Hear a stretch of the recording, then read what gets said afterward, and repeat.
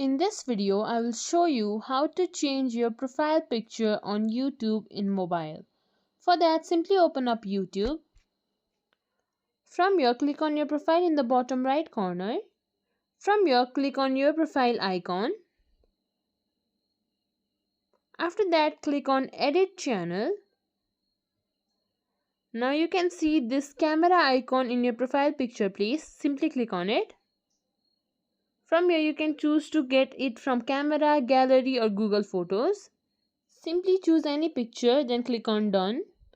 After that, you can adjust its size and length or whichever part of the photo that you want in here. After that, click on Save as Profile Picture. Then wait for some time and your profile picture will be updated. As you can see here, the profile picture has been updated. And that's it. If you think this video was helpful, please like, share, subscribe to our channel and thank you for watching.